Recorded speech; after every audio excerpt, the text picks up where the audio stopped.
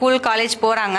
இப்போ அந்த இடத்துலையுமே வந்து ஒரு கோயடாக தான் இருக்குது. இப்போ எல்லா இடத்துலையுமே வந்து பெண்கள் தனியாக ஆண்கள் தனியாக அப்படின்ற போது எல்லா இடத்துலையுமே சிறந்த கல்வி கிடையாது. இங்கே தான் எங்களுக்கு வந்து சிறப்பான கல்வி இருக்குது அப்படிங்கும்போது அங்கே நம்ம தேடி போனோம் அப்படின்னா அங்கே கோயட் இருக்குது. இப்போ ஆண்களும் பெண்களும் சேர்ந்து தான் அந்த இடத்துல கல்வி கற்கக்கூடிய ஒரு சூழ்நிலை இருக்குது. அது காலேஜாக இருந்தாலும் சரி, பள்ளிகளாக இருந்தாலும் சரி, எங்கேயுமே. இப்போ இந்த இடத்துல இஸ்லாம் நம்மளுக்கு அதை அனுமதிக்குதா? கல்வி கற்கலாமா? அதற்கு இஸ்லாம் நம்மளுக்கு அனுமதி கொடுத்துருக்குதா? கல்வியை பொறுத்த மட்டும் இல்ல, ஆண் பாலருக்கும் பெண் பாலருக்கும் இருவருக்குமே கல்வி கற்கக்கூடிய உரிமை வந்து இருவருக்குமே சமமான ஒன்றா தான் இருக்கு. இஸ்லாம் கல்வி, பெண் கல்வியை வந்து எந்த விதத்திலுமே வந்து இஸ்லாம் எதிர்க்கக்கூடியதா கிடையாது.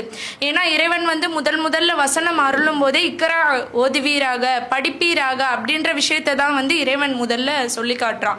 அப்படி இருக்கும்போது அன்றைய காலத்துல சஹாபாக்களும் சஹாபிய பெண்மணிகளுமே வந்து எப்படி இருந்தாங்கன்னா, இப்ப ஐஷார் அலி சொல்லும் போது கூட நம்ம எப்படி சொல்லுவோம்னா, அறிவுச்சுடர் அணை ஐஷார் அலி அப்படின்னு சொல்லிட்டு சொல்லுவோம். இன்னும் அவர்கள் வந்து பெண்கள்லேயே அதிகமான ஹதீஸா அறிவிச்சிருக்கக்கூடியவங்களா வந்து இருந்திருக்காங்க. அப்படி இருக்கும்போது ரசூல்லா அப்ப அதுக்கு தடையா இருந்துச்சுன்னா ரசூல்லா அப்பயே தடுத்திருக்கக்கூடிய விஷயத்தை வந்து செஞ்சிருப்பாங்க. அதனால பெண்கள் கல்வி கற்கிறதுக்கு எந்த தடையும் வந்து இல்லை. அதுல நம்ம கவனிக்க வேண்டிய விஷயம் வந்து என்ன அப்படின்னு சொல்லிட்டு பார்த்தோம்னா, அவர்களுடைய கற்புகளுக்கும் அவர்களுடைய பாதுகாப்பும், சேஃப்டி அண்ட் செக்யூரிட்டி, இந்த ரெண்டுமே வந்து ரொம்ப முக்கியமான ஒண்ணா இருக்கு. அவங்களுடைய ஹிஜாப் வந்து கரெக்டா இருக்கா, அங்க அவர்கள் வந்து கண்ணியமான முறையில நடத்தப்படுறாங்களா அப்படின்ற விஷயத்தை வந்து நம்ம பார்த்துக்கணும். அவங்க சேஃப் அண்ட் செக்யூரிட்டி தான் ரொம்ப முக்கியம். அதுக்கு பாதிப்பு ஏற்படாத வகையில இருந்துச்சுன்னா நம்ம வந்து தாராளமாக நம்முடைய பிள்ளைகளை வந்து கல்வி கற்க அனுப்பலாம். இதுக்கு இஸ்லாம் வந்து எந்த விதத்திலுமே வந்து தடையாக கிடையாது. பெண் கல்வியை இஸ்லாம் வந்து வலியுறுத்துது சரிதான். கல்வி என்பது சில நேரம் ஆண்களோடு சேர்ந்து படிக்கக்கூடிய ஒரு நிலை ஒரு பெண்ணுக்கு ஏற்படும். அப்படி இருக்கும்போது இஸ்லாம் என்ன சொல்லுது, இஸ்லாமுடைய சட்டப்படி ஒரு பெண் எப்படி தன்னை முன்னிலைப்படுத்திக்கணும் அப்படின்னா, இறையச்சத்தோடு இருக்கணும் முதல் கான்செப்ட். ரெண்டாவது என்ன அப்படின்னா, தன்னுடைய ஆடை விஷயத்தில் அவங்க சரியாக இருக்கணும். அந்த இறையச்சம் இருக்கும் போதே அவங்களுக்கு அந்த உள்ள கட்டுப்பாடு ஏற்பட்டுரும். அப்போ இந்த கல்வி கற்பதற்கு ஒரு ஆணோட கலந்து படிக்கிறது ஒரு தடையாக தான் இருக்குமா அப்படின்னா கிடையாது. இப்போ நம்ம ஒரு நிகழ்ச்சி நடத்துகிறோம் அப்படின்னா கம்பல்சரி அங்கே ஒரு 3 ஆண்களோ 4 ஆண்களோ இருக்க தான் செய்வாங்க. அதனால் என்னுடைய அந்த அறிவுத்திறன் அங்கே குறைபட்டு விடுமானா கண்டிப்பாக கிடையாது. ஏன்னா நம்ம கடை வீதிகளுக்கு போனாலோ இல்லை நீங்கள் ஒரு பொது இடம்னு போனீங்கனாலே ஆண்கள் இல்லாத ஒரு இடத்த பார்க்க முடியாது. அல்லாவே அப்படி தானே படைச்சிருக்கிறான், உங்களை ஜோடிகளாக படைச்சிருக்கிறேன்னு சொல்கிறான். அப்போ நம்ம எங்கே பொது வெளியில் போனாலும், ஒரு வேலைக்கு போனாலும், ஒரு ஷாப்பிங் போனாலும் அங்கே ஆண்கள் இருப்பாங்க. இப்போ இஸ்லாம் சொல்லக்கூடிய அந்த ஒழுக்க முறையை நம்ம பேணிக்கிட்டோம் அப்படின்னா நம்மளுடைய வாழ்வு சரியா இருக்கும். அல்லாஹ் திருமறையில் சொல்றான், நம்பிக்கை கொண்ட ஆண்களுக்கும் பெண்களுக்கும் அவர்களுடைய பார்வைகளை தாழ்த்தி கொள்ள வேண்டும்.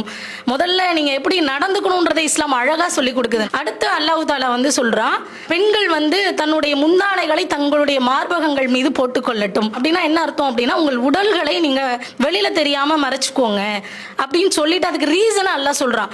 நீங்கள் அறியப்படாமல் தொல்லைப்படுத்தப்படாமல் இருப்பதற்கு இது ஏற்றதுன்னு சொல்றான். இதெல்லாம் வச்சுட்டு என்ன பண்ணுவாங்க அப்படின்னா, மாற்று மத மக்களுடைய கான்செப்டே என்னவா இருக்குன்னா, நீங்க வந்து புர்கா போட்டு பெண் பிள்ளைகளை வந்து கொடுமைப்படுத்துறீங்க. ஏன் அப்படின்னா, நான் என் பிள்ளை 2 வயசுல ஒரு புர்காவை போட்டு ஒரு ஸ்காஃபை போடும்போது, ஏமா இந்த குழந்தைக்கு போய் நீ இதெல்லாம் பண்ற, அப்போ உங்க முஸ்லிம்கள்னால இப்படிதான் நீங்க அந்த குழந்தைங்க மேல திணிக்கிறீங்க அப்படின்னு சொல்றாங்க. நாங்கள் அதை திணிக்கலை, அவங்களுக்கு அந்த வழிமுறையை சொல்லி கொடுக்குறோம்.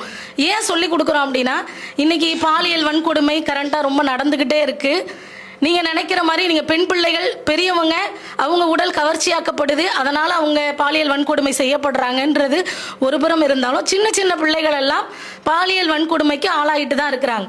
அப்போ அந்த குழந்தைகளுக்கு உடல் கவர்ச்சிகள் இருக்குமானா இருக்காது. அப்போ ஆண்களுடைய மனநிலை எப்படி இருக்குன்னா, எல்லா ஆண்களும் இல்லை, ஒரு சில ஆண்கள் அவர்கள் போதையின் காரணமாக, அது சின்ன குழந்தையா பெரிய குழந்தையா, மகளா அக்காவா அண்ணன் அப்படின்ற ஒரு அந்த உறவுகள் கூட தெரியாத அளவுக்கு இன்னைக்கு வன்முறைகள் பெருகி போய்கிட்டு இருக்கு.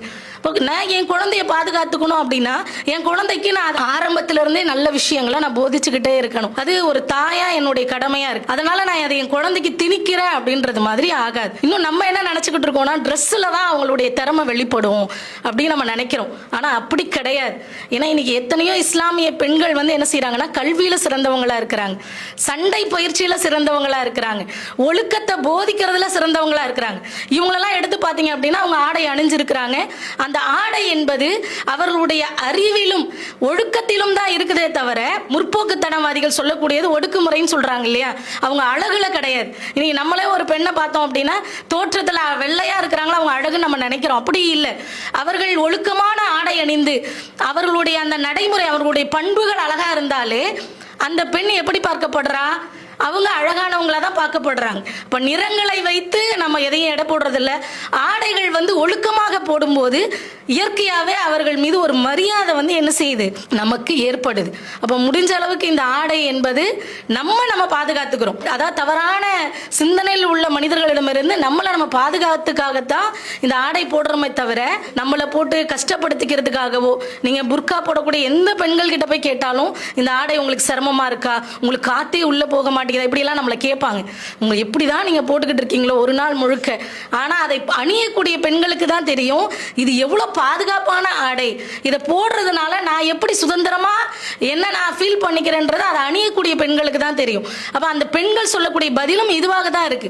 அப்போ நம்ம ஒரு பெண் கல்விக்கு ஒரு பெண் குழந்தை பிறந்துட்டாலே அந்த குழந்தைக்கு சிறு வயதுல இருந்தே ஒழுக்கமான ஆடைகளை நம்ம ஏன் அணிவிக்கிறோம் அப்படின்னா, என் குழந்தைய நான் பத்திரமா பாத்துக்கிறேன், ஒரு முத்து போல பாத்துக்கிறேன். என் குழந்தை வந்து மற்றவர்களுடைய கண்ணுக்கு கவர்ச்சி பொருளா தெரியக்கூடாது. அது வந்து எப்படி இருக்கு, அந்த குழந்தையை பார்க்கும் போதே அன்பும் அரவணைப்பும் தான் மற்றவர்களுக்கு ஏற்படணும்ன்ற கண்ணோட்டத்துல தான் நம்ம இந்த ஆடை முறைகளை அதிகமா சொல்றோம். வேற எந்த காரணமும் கிடையாது. இப்போ நீங்க ஆடைகள்னு பத்தி சொல்லும் போது, அப்போ பெண்களுக்கு வந்து இந்த புர்கா, அந்த கருப்பு புர்கா போட்டுட்டு தான் எல்லா இடமும் போகணுமா, அந்த புர்கா வந்து அவங்கள அடிமைத்தனப்படுத்துதா அப்படின்னு நம்மள்ட்ட நிறைய பேர் கேட்குறாங்க. அதை பத்தி சொல்லுங்க. பெண்களுடைய புர்கா என்பது பெண்களுடைய உரிமை பறிக்கிறதா அப்படின்னு நீங்க கேள்வி கேட்டிருந்தீங்க. கண்டிப்பா வந்து ஒருபோதும் பெண்களுடைய உரிமையை வந்து புர்கா என்பது பறிக்காது. அது நமக்கு கிடைத்த அருட்கொடை, இன்னும் நமக்கு கிடைச்ச ஒரு கண்ணியம். கிட்டத்தட்ட 19வது நூற்றாண்டுகளெல்லாம் பார்த்தீங்கன்னா மேலாடை அணியாம இருக்கணும், மேலாடை அணிஞ்சாங்கன்னா அதற்காக வரி வழங்கக்கூடிய நிலைமை இருந்துச்சு. கேரளால நடந்துச்சு இந்த சம்பவம். அப்படி ஒரு கொடுமையான, அதுக்கு அவங்க என்ன பண்ணாங்கன்னா தன்னுடைய மார்பகங்களே வெட்டி போட்ட நிலைமை ஏற்பட்டுச்சு. அப்போ ஆடை அணியாம இருக்கணும்ன்ற கட்டளை எப்போ இருந்துச்சு, 19வது நூற்றாண்டுகள்ல இருந்துச்சு. காலப்போக்கில் மாறி மாறி இன்னைக்கு புர்கா அணிகிறத கஷ்டப்படுத்துறாங்க. நீங்க புர்கா அணிகிறதுனால உங்களுக்கு என்ன பயன் இருக்கு, அது வந்து உங்களுக்கு அடிமைத்தனம் தானே செய்யுது, அதன் மூலயமா உங்களுக்கு என்ன கிடைக்குது. உங்களுக்கு ஒரு சில பேர்லாம் கேட்பாங்க, என்ன உங்களுக்கு புர்கா போறதுனால வேக்கலையா, உங்களுக்கு காத்துலாம் வராதெல்லாம் கேட்பாங்க. ஆனா புர்கா என்பது நம்மளை வந்து கட்டுப்படுத்துற விஷயம் கிடையாது, நமக்கு சுதந்திரம் கொடுக்கக்கூடிய ஒரு விஷயம். ஆடை வந்து குறைவா அடைஞ்சாதான் நம்மளுக்கு வந்து சுதந்திரம் அப்படின்னு நினைக்கிறாங்க. ஆனா அது ஒருபோதுமே கிடையாது. நம்ம முழுமையா மறைத்து கொண்டு நம்ம பல சுதந்திரங்களை வந்து இன்னைக்கு பல பெண்கள் அனுபவிச்சுட்டு தான் இருக்கிறாங்க. அதனால ஒருபோதும் புர்கா என்பது அடிமைத்தனம் கிடையாது. முன்னாள் இருந்த முதலமைச்சரா இருந்த ஜெயலலிதா அம்மாவா இருக்கட்டும், அவங்களும் சரி, மேற்கு வங்கத்துல இருந்த முன்னாள் முதலமைச்சரா இருந்த மம்தா பானர்ஜியா இருக்கட்டும், அவங்க எல்லாம் பாத்தீங்கன்னா அவங்க எல்லாம் இஸ்லாமியர்கள் கிடையாது. ஆனாலும் கூட அவங்களோட ஆடைகளை பாத்தீங்கன்னா அழகான முறையில நம்ம புர்காவுடைய இதுல தலையில ஹிஜாப் மட்டும்தான் இல்லையே தவிர அந்த தளர்ந்த ஆடைகளை போட்டிருந்தாங்க.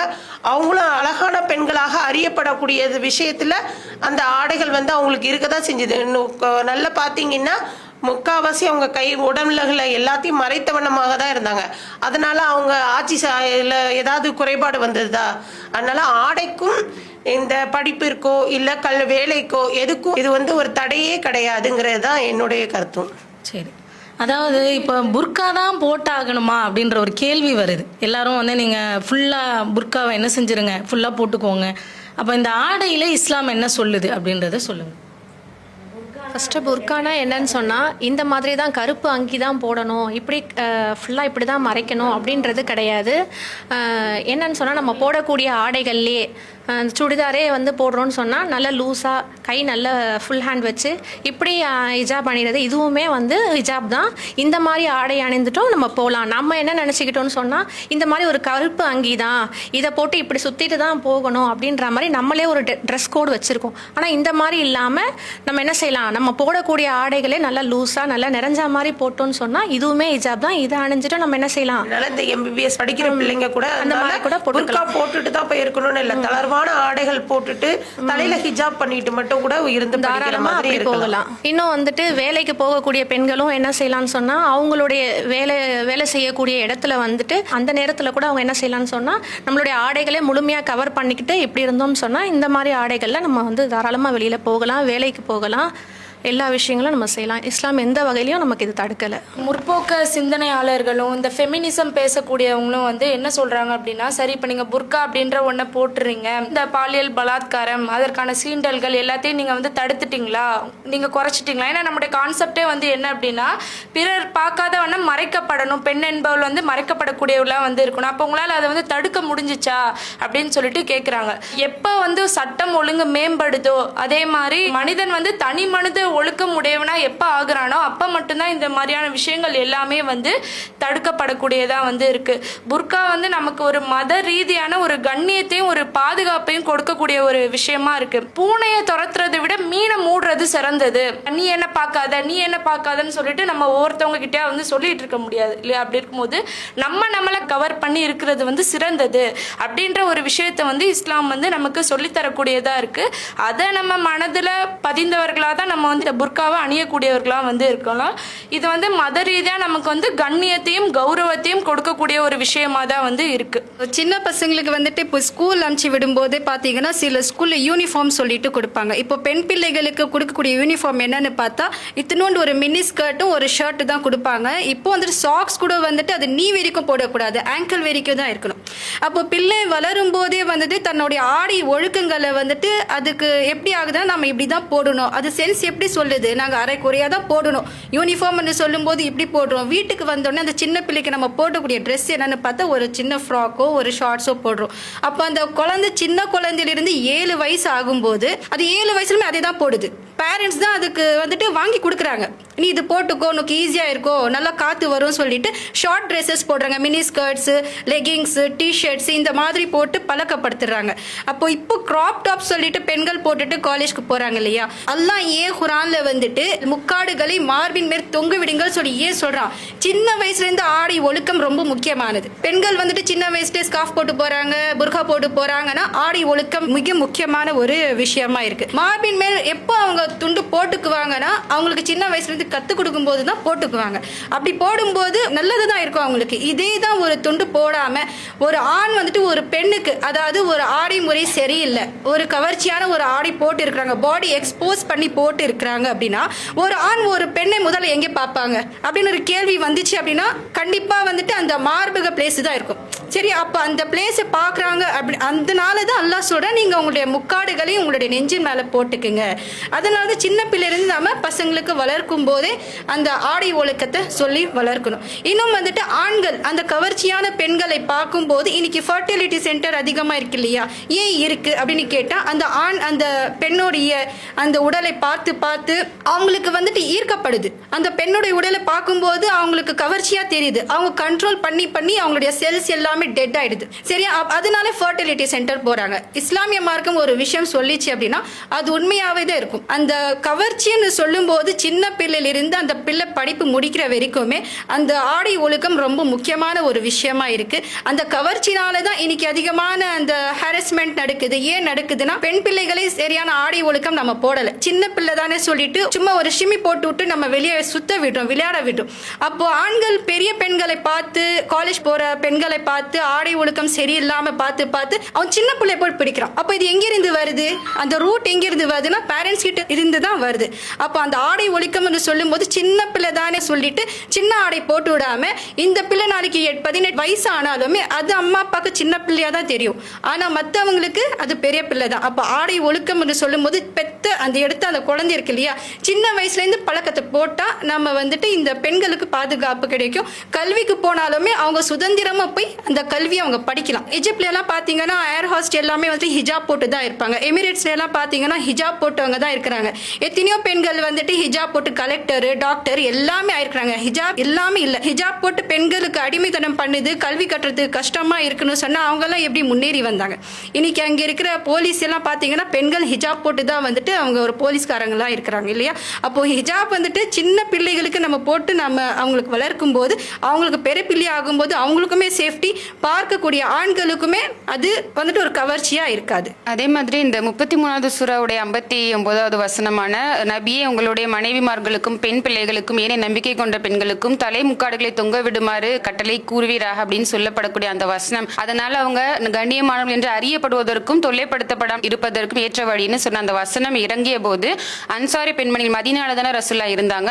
இந்த சட்டங்கள் இறங்கும் பொழுது அன்சாரி பெண்மணிகள் அனைவருமே தங்களுடைய தலையின் மீது காகங்கள் அமர்ந்திருப்பதை போல ஆடைகளை சரி செஞ்சுக்கிட்டாங்க அப்படின்னு சொல்லி ஆதாரப்பூர்வமான ஹதீஸ் வருது. அபுதாவுத்ல 3578வது ஹதீஸாக பதிவு செய்யப்பட்டிருக்கு. இந்த ஆடைகள்னால இந்த குற்றங்கள் வந்து முழுமையாக ஒழிக்கப்படுமா? நீங்க ஹிஜாப்னு சொல்றீங்க, ஹிஜாபை போட்டா முழுசா குற்றங்கள் குறைக்கப்படுமானா கண்டிப்பாக கிடையாது. ஆனால் குறைக்கப்படும். நம்ம ஹிஜாப் அணியும் போது குற்றங்கள் என்ன செய்யப்படும் அப்படின்னா ஒழிக்கப்படாது, குறைக்கப்படும் அப்படின்றத நம்ம ப்ராக்டிக்கலாகவே நம்ம பார்த்துக்கிட்டு இருக்கோம். இப்போ இஸ்லாமியர்களுக்கும் பாலியல் சீண்டல்கள் இருந்தால் கூட மற்ற மக்களை ஒப்பிடும்போது குறைவானதாக இருக்குது. காரணம் என்ன அப்படின்னா அவர்கள் அணியக்கூடிய ஆடை.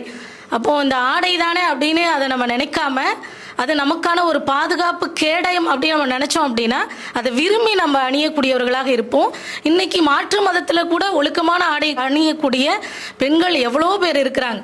என்ன அவங்க நிறைய படிச்சிருந்தாலும் அவர்கள் போதிக்கக்கூடிய இடத்துல இருந்தால் கூட அவர்களுடைய ஆடை என்பது அவர்களுக்கு கண்ணியத்தை தான் கொடுத்துருக்கு. அதுதான் முன்னாடியே சகோதரிகள் நிறைய உதாரணங்களை சொன்னாங்க. அப்போ குற்றங்கள் ஒழிக்கப்படாட்டாலும் குறைக்கப்படும் அப்படின்றது தான் இந்த ஹிஜாபில் இருந்து நம்ம தெரிஞ்சுக்கக்கூடிய ஒரு விஷயம். அல்லாஹு அக்பர், அல்லாஹு அக்பர்.